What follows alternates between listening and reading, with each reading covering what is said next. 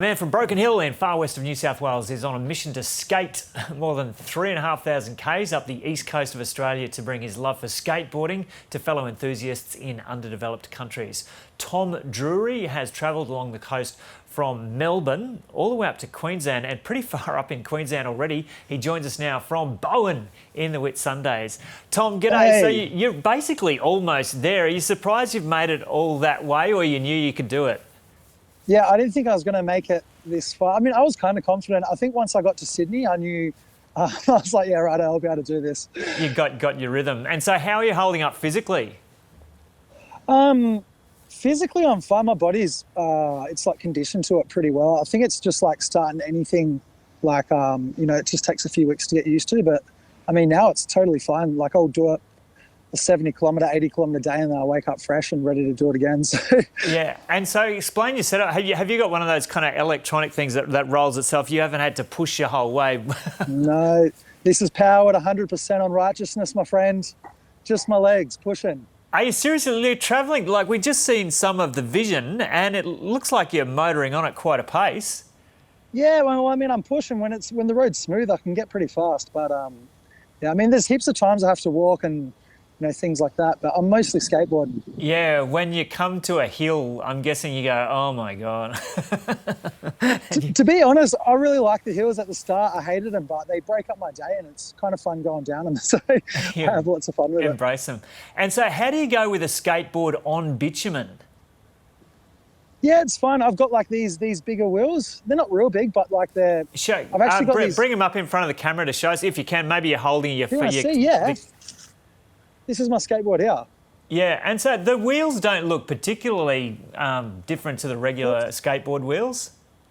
No, they're a little bit bigger, but they're not that much bigger. I've actually got these really small ones on at the moment because I can't get onto any other wheels. I met this traveller, he gave them to me, but I'm going to get some new wheels when I get to Townsville.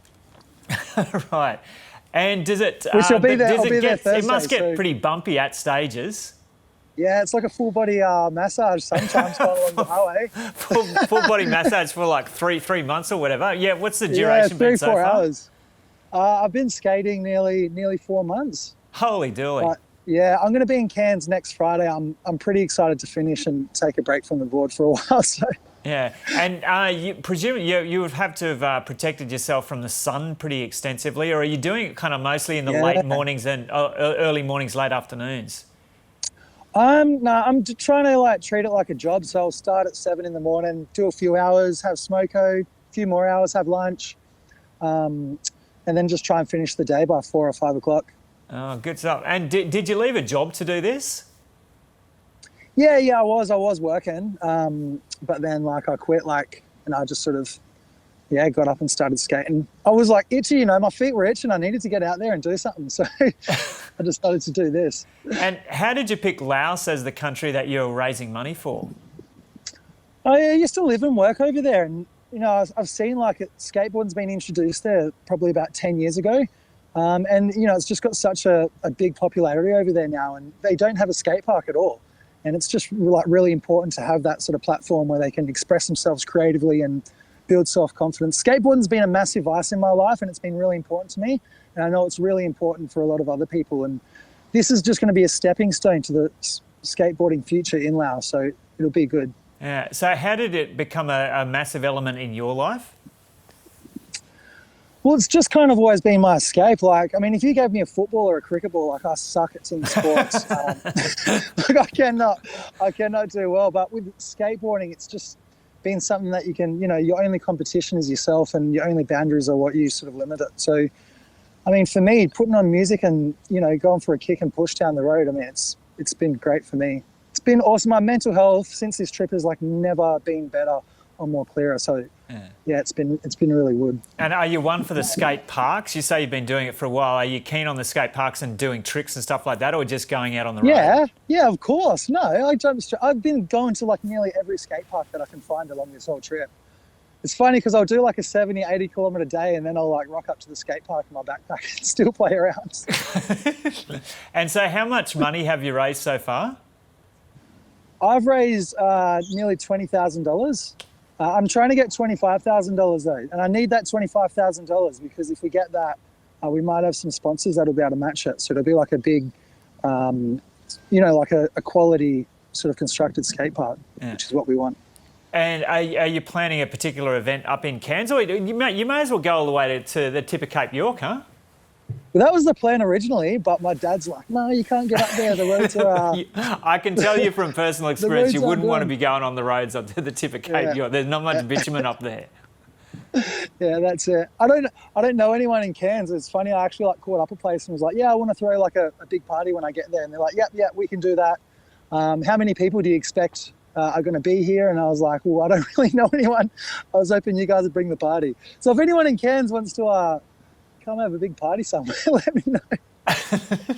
And have you come across many kind of friends along the way, or has it been a pretty solitary trip?